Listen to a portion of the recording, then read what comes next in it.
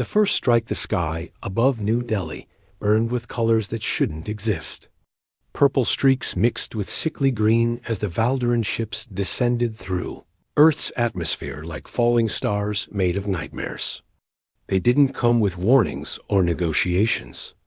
They simply arrived and declared ownership. The Valderan Collective had conquered 47 star systems before finding Earth. Their technology was ancient, refined over millennia of warfare. But their most feared asset wasn't their weapons or their numbers. It was their shields, energy barriers that wrapped around every ship, every soldier, every installation. Barriers that had never been broken. Earth's militaries tried everything. Missiles exploded harmlessly against invisible walls. Railguns fired projectiles that simply stopped mid-air and fell like dead birds.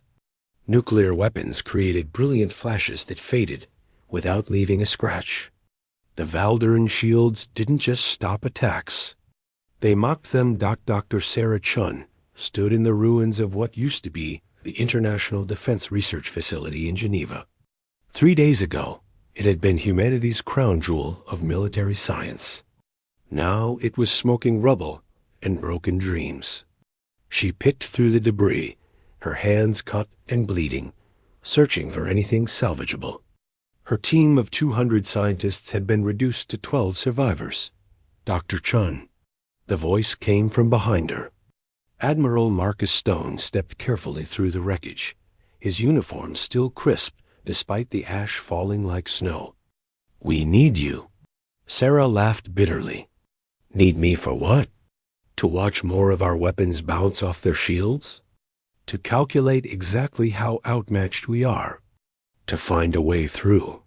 Stone's voice was steady, calm. "You're the best we have. The best isn't good enough." Sarah threw a twisted piece of metal aside. "Their shields operate on principles we barely understand. Some kind of quantum phase technology that exists partially outside normal space. Every weapon we've built assumes the target exists in the same reality as the bullet."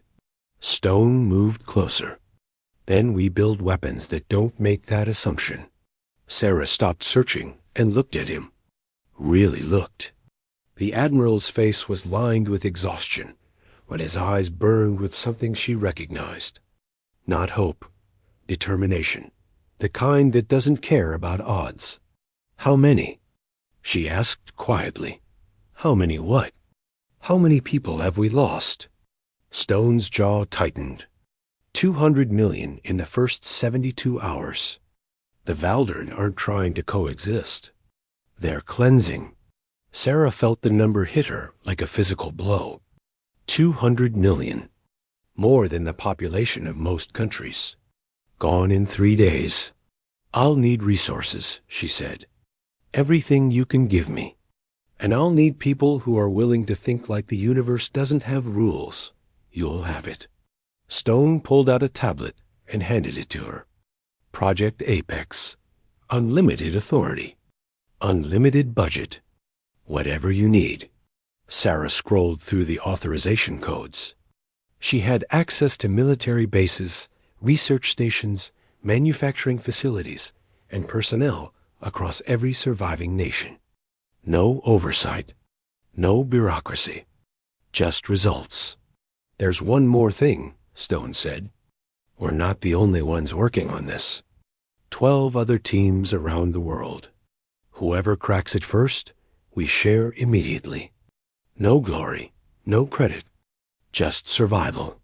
Sarah nodded slowly. "Where do I start?" "Australia. We have a facility in the outback that survived the initial strikes. Deep underground. The Valderan don't know it exists yet." 2 weeks later, Sarah stood in a laboratory carved from solid rock 3 kilometers below the Australian desert. Her new team consisted of physicists, engineers, chemists, and 3 specialists she could only describe as creative lunatics. The kind of people who thought the laws of physics were suggestions rather than rules. Lieutenant James Rivera served as their military liaison. The young soldier had survived the Battle of Toronto by pure luck. His entire unit had been vaporized. He volunteered for Project Apex because, as he put it, "I want to be there when we finally make these bastards bleed." The first weapon took shape slowly. Sarah called it the Disruptor. Instead of trying to punch through the Valderan shields, it would destabilize them from within. The concept was simple. The execution was anything but. The shields exist partially in quantum superposition, Sarah explained to her team gathered around a holographic display. They're both there and not there. That's why physical attacks fail. But if we can force the shield to collapse its own wave function, to choose a single state, it becomes vulnerable. How do we force that? Asked Dr. Yuki Tanaka, the quantum physicist who had joined them from Tokyo. Observation. Sarah manipulated the hologram. We hit them with a scanner that doesn't just observe. It demands observation. A quantum measurement so aggressive that the shield has to choose reality or stop existing. That's insane, someone muttered. Good, Sarah replied. Sanity hasn't been working. They built the prototype in 18 days. It looked nothing like a traditional weapon, more like a satellite dish married to a particle accelerator, powered by reactors that consumed enough energy to light a small city. When they activated it for the first time, half the equipment in the lab exploded from electromagnetic feedback. But it worked.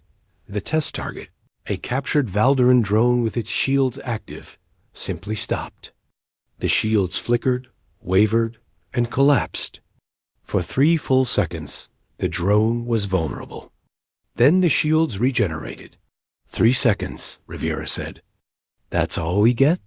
That's all we need, Sarah replied. 3 seconds is forever in combat. Admiral Stone arrived 2 days later to see the demonstration. They'd refined the disruptor, increased its range, and solved most of the feedback problems. When they fired it at a larger test target, a captured Valderan fighter craft, the shields collapsed for 5 seconds. Stone immediately called for mass production. How many can you build in a month? He asked. With the resources we have? Maybe 50, Sarah said. But they're not portable. Each unit needs a dedicated power source and a trained crew of 12. Then we build 50, and we train 600 people. Stone was already making calls. This is Weapon 1. What's Weapon 2? Sarah blinked. We just invented Weapon 1. Give us time to... We don't have time. Stone's voice cut through her protest. The Valderan are moving toward Asia. Another week, and they'll have killed 1 billion people. We need more weapons. Different weapons. Redundancies in case they adapt. He was right. Sarah hated that he was right. The first combat deployment of the disruptor happened over the ruins of Mumbai. Valderan ships had been systematically destroying the city for 3 days. When the human forces arrived, they brought 5 disruptor units mounted on mobile platforms. Sarah watched from the command center, thousands of kilometers away, as the battle unfolded on satellite feeds. The disruptors fired. Valderan shields across an entire squadron flickered and died. For 5 beautiful seconds, the ships were naked.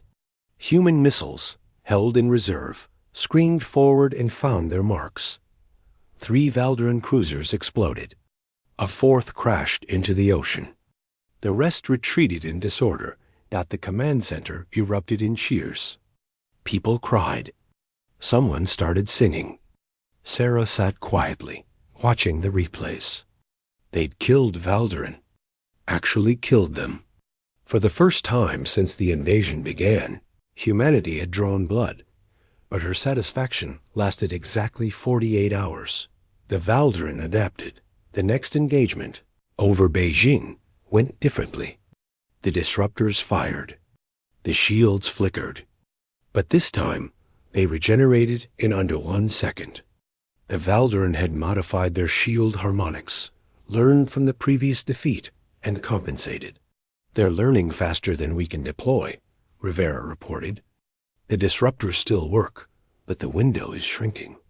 Soon it won't be enough time to exploit. Sarah stared at the data, her mind racing. The Valderan weren't just technologically advanced. They were adaptive. Every weapon humanity created would be countered, improved against, rendered obsolete, unless they built weapons the Valderan couldn't predict. She called an emergency meeting with Stone and her entire team. We can't fight them with incremental improvements, she said. Every time we find one weakness, they patch it. We need to hit them with so many different approaches that they can't adapt to all of them fast enough. How many approaches? Stone asked. Sarah took a deep breath. 10. We build 10 completely different weapons, each one using radically different principles. Physics they've never seen. Concepts that don't exist in conventional warfare. We throw everything at them simultaneously. They won't be able to counter all 10. Can you do it? Stone's eyes were intense. I don't know, Sarah admitted. But staying on our current path means slow extinction. At least this way, we force them to fight on our terms. Stone nodded slowly. You have authorization. Build your 10 weapons. Show them that humanity doesn't just adapt. We innovate. Sarah looked around at her team. They were exhausted, traumatized, running on rage and desperation. But they were also the brightest minds humanity had left. And they had one advantage the Valderan didn't expect. Humans were very, very good at finding creative ways to kill. Weapon 2 starts tomorrow, Sarah announced. And God help us all. The final stand Weapon 2 emerged from necessity and desperation. Dr. Tanaka proposed it during a brainstorming session that had stretched into its 14th hour. Everyone was exhausted, surviving on coffee and fear. What if we don't fight their shields at all? Tanaka said quietly. What if we go around them? Sarah looked up from her calculations. Explain. The shields protect against external threats. But what about internal ones? Tanaka pulled up a diagram.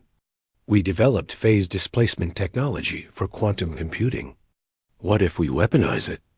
Create a projectile that exists in superposition until it's already inside the shield perimeter? The room went silent. The concept was theoretically sound, but practically insane. A bullet that existed in multiple states simultaneously, that didn't choose where it was until after it had bypassed the barrier. That violates causality, someone objected. So do their shields, Sarah replied. Build it. Weapon 2 took 3 weeks to develop. They called it the Ghost Rifle. It fired projectiles that existed in quantum uncertainty until observation forced them into reality. The bullets passed through Valderan shields like they weren't there because, from the projectile's perspective, they weren't. The first field test killed 17 Valderan soldiers in 4 seconds. The second test destroyed a command post. The third eliminated an entire ground battalion, but Weapon 2 had limitations. It required exotic matter that was difficult to produce. Each rifle could fire only 20 shots before the quantum chamber destabilized. And the weapons were large, heavy, requiring 2 operators. It's effective but not scalable, Rivera reported after the 4th deployment. We're making a difference, but they still outnumber us 1,000 to 1. Sarah barely heard him. She was already designing Weapon 3. Weapon 3 came from the mind of Dr. James Okafor, a Nigerian physicist who specialized in gravimetric fields. His idea was brutal in its simplicity. If they couldn't break the shields, they'd make the shields irrelevant by crushing everything inside them. The gravity hammer created localized gravitational anomalies. Point it at a Valderan ship, and suddenly that ship experienced the crushing pressure of a neutron star surface. Shields didn't matter when the space inside them was being compressed into atomic soup. Admiral Stone watched the first test with grim satisfaction. A captured Valderan destroyer, shields at full power, was reduced to a sphere of compressed metal the size of a basketball in 1.3 seconds. How many can we build? He asked. 30, maybe 40, Okafor replied. The power requirements are enormous. Each shot drains enough energy to power a city for a week. Build 50, Stone ordered. And start work on Weapon 4. The war was changing. Humanity was no longer just defending. They were attacking. Valderan positions that had seemed invulnerable were being destroyed. Supply lines were being cut. The aliens, for the first time in their 1,000-year history of conquest, were experiencing fear, but the cost was staggering. Weapon 4 utilized nanotech swarms that could infiltrate Valderan computer systems. Weapon 5 was a biological agent specifically designed to target Valderan physiology. Weapon 6 employed temporal distortion fields that aged everything inside them by centuries in seconds. Each weapon was a masterpiece of desperate innovation. Each one required resources Earth could barely spare. Sarah stopped sleeping. She worked 18-hour days, moving between projects, solving problems, pushing her teams harder than human beings should be pushed. Her hair turned gray. Her hands developed a permanent tremor. She lost 20 pounds. Rivera found her one night in the lab, staring at a holographic display of Earth. Red markers showed Valderan positions. Blue showed human strongholds. There was far more red than blue. Doctor, you need to rest, he said gently. I'll rest when they're gone, Sarah replied without looking away. How's the deployment of Weapon 7 going? Effective. The molecular disassemblers are working. We took out their mining operation on the moon yesterday. Rivera paused. But our casualties are increasing. The Valderan are getting more aggressive. More desperate. Good, Sarah said coldly. Desperate enemies make mistakes. Rivera studied her face.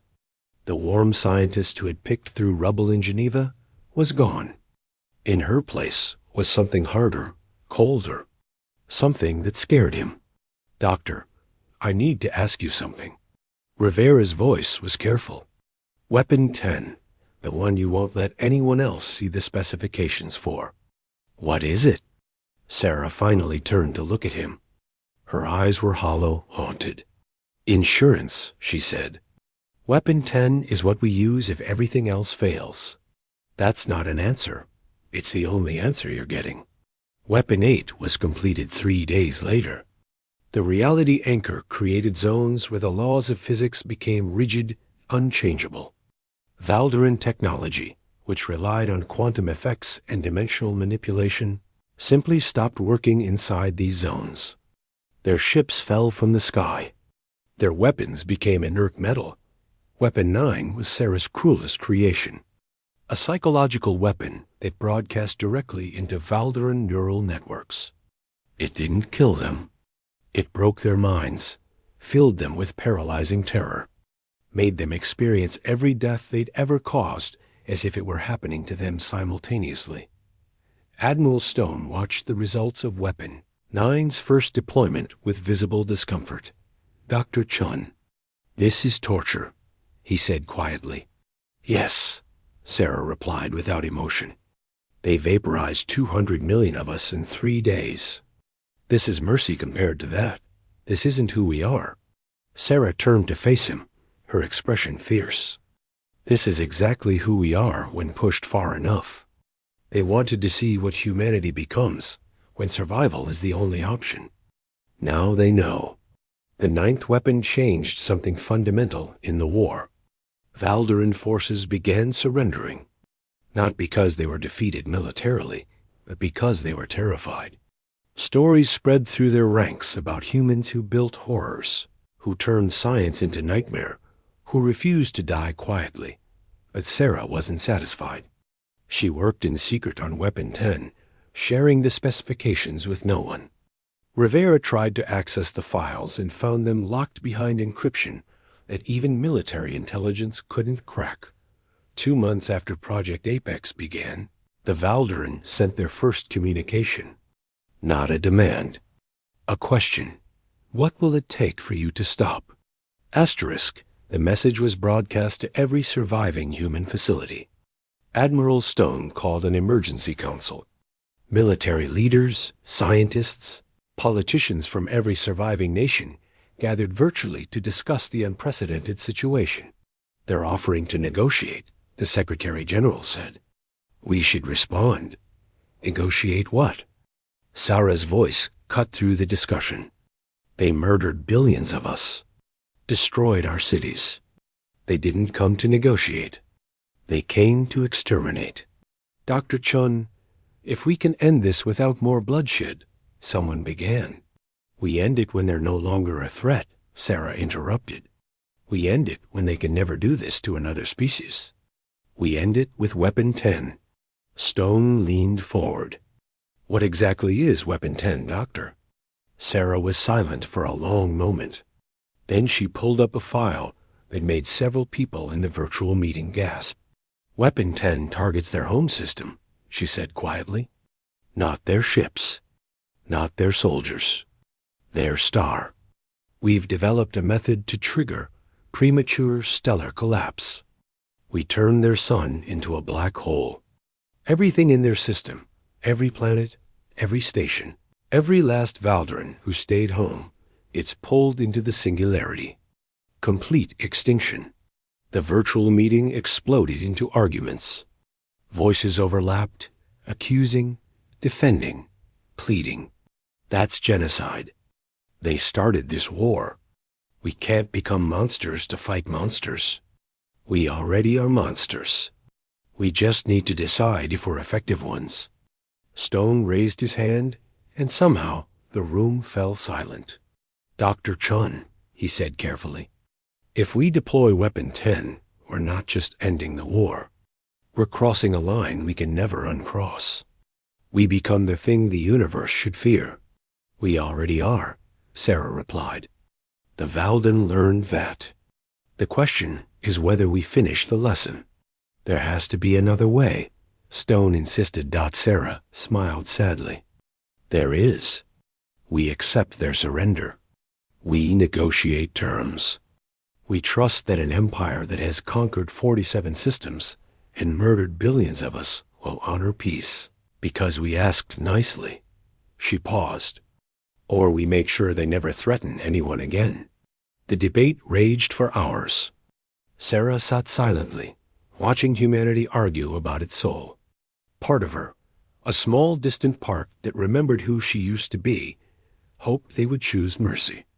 The rest of her, the part that had been forged in fire and loss, knew what survival required. Finally, Stone made a decision. We respond to their communication, he announced. But we keep Weapon 10 ready. If they're sincere, we negotiate. If they're buying time, we finish this. Sarah nodded slowly. I'll need 3 days to complete the final calibrations. After that, Weapon 10 can launch on 2 hours' notice. The Valderan response to humanity's willingness to talk was immediate. They proposed a ceasefire, a prisoner exchange, and discussions about withdrawal. They acknowledged their aggression. They offered reparations. It sounded too good to be true. It was. The peace delegation arrived on a neutral station near Jupiter. Talks began. And while human leaders discussed terms with Valderan ambassadors, Valderan military forces repositioned themselves for a massive final strike. Rivera discovered it first. A pattern in their ship movements that looked like withdrawal, but was actually consolidation. They were preparing to hit Earth with everything they had left. They're playing us, he reported urgently. The peace talks are a distraction. They're going to strike within 48 hours. Stone didn't hesitate. Launch Weapon 10, now. Sarah was in the launch facility when the order came through. Her hands moved automatically, entering codes, confirming targets, initiating sequences she'd practiced 100 times in simulation. Weapon 10 is online, she reported. Firing solution locked. Target, Valderan home star. Time to stellar collapse. 7 minutes after impact. Her finger hovered over the final authorization button. In that moment, Sarah Chun thought about everything that had led to this point. The invasion, the losses, the desperate innovation, the moral compromises, the transformation of humanity from explorers and dreamers into efficient killers. She thought about the Valderan families who had no part in this war, who would die because their leaders made terrible choices. She thought about the 200 million humans who would never get to make any choices again. She pressed the button. Weapon. 10 launched in silence. A projectile smaller than a car, moving at relativistic speeds, crossing the distance to the Valderan home system in minutes instead of years. When it reached the star, it burrowed into the core and activated. The Valderan homeworld received 7 minutes warning. Enough time to know what was happening. Not enough time to evacuate. Their surrender came through 3 minutes after impact. Stop the weapon, the transmission pleaded. We surrender completely, unconditionally. Anything you want. Please, can we stop it? Stone asked. Sarah shook her head. Weapon 10 has no abort function. Once launched, it's done. The Valden home star collapsed into a black hole exactly 7 minutes after impact. 2 billion Valderan died instantly. Their civilization's birthplace, their cultural centers, their history, erased in a cosmic blink. The surviving Valderan forces scattered. Some fled into deep space. Others surrendered immediately. Begging for mercy, humanity no longer had to give. The war ended not with celebration, but with silence. Sarah stood on the surface, looking up at stars that suddenly seemed colder, more distant. Rivera stood beside her, equally silent. We won, he said finally. Did we? Sarah asked. We built 10 weapons that rewrote the rules of warfare. We committed genocide. We became exactly what we had to become to survive. She paused. But I'm not sure what survived. It doesn't feel like us anymore. Stone joined them, his uniform rumpled, his face aged by years and months. History will judge us, he said quietly. History is written by survivors, Sarah replied. We made sure that would be us. But the cost. She couldn't finish the sentence. Rebuilding began slowly. Earth's population had been reduced by half. Entire cities were gone. But humans had survived. More than that, they had won. Other species in the galaxy received a message, transmitted to every corner of known space. It came from Earth, from humanity, from a species that had been dismissed as primitive and weak. The message was simple. We built 10 weapons. We only needed 9. The 10th one is still operational. We are humanity. We do not start wars, but we finish them. Sarah Chun retired from military service 3 months after the war ended. She moved to a small farm in New Zealand, as far from weapons research as she could get. She planted vegetables, raised chickens, and tried not to think about the 2 billion lives she'd ended with a button press. Sometimes, late at night, she still heard the countdown. 7 minutes. 6 minutes. 5. She'd saved humanity. She'd doomed her soul. And she'd learned the truth that every civilization learns. Eventually, survival isn't about being the strongest or the smartest. It's about being willing to do what others won't. It's about becoming the monster so terrifying that other monsters learn to fear. They said no gun could break them. Humanity built 10 that did. And in doing so, humanity broke something in itself that would never fully heal. The stars above New Zealand looked the same as always. Beautiful, distant, cold. Sarah wondered if somewhere out there, another species was looking up at those same stars and making the same terrible calculations about survival and sacrifice. She hoped they'd find a better answer than she had, but she doubted it. Asterisk.